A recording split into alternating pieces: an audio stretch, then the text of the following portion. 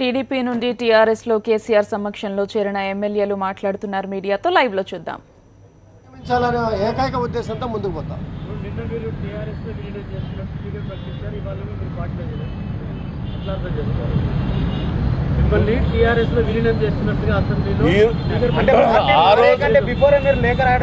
వాళ్ళు లెటర్ పెట్టి సిగ్నేచర్లు పెట్టి ఇచ్చినారు.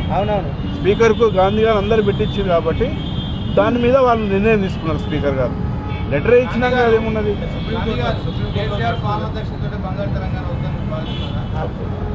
ఖచ్చితంగా కూడా మనం అందరం సహకరించి ప్రజలు కోరుకుంటా ఉన్నారు.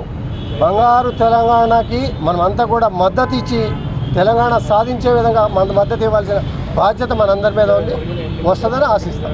ఎర్రబెల్లి గారు, మీరు రాసిన లేఖ మీద రేవంత్ రెడ్డి గారు తీవ్రంగా స్పందిస్తూ మేము సుప్రీంకోర్టుకి వెళ్తాము, మేము తాడోపేడ తెలుసుకుంటాము, అసలు స్పీకర్ చేసింది వర్తించదు, చెల్లదు అది అని చెప్పి మాట్లాడుతున్నారు.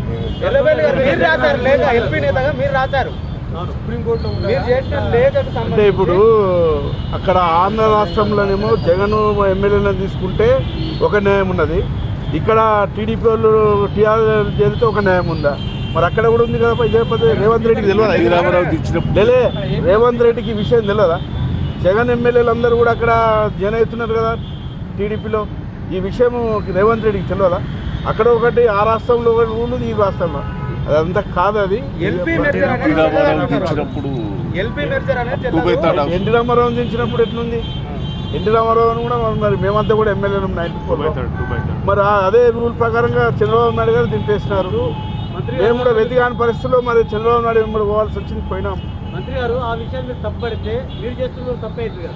తప్పు అంటలేము, వాళ్ళు ప్రజల మేలు ఎవరు కూడా తప్పు అంటారు. దాన్ని ప్రజల మేలు కోరి పనులు కావాలనే ఉద్దేశంతో ప్రజల తీర్పును వాళ్ళు ఓకే చేసినారు.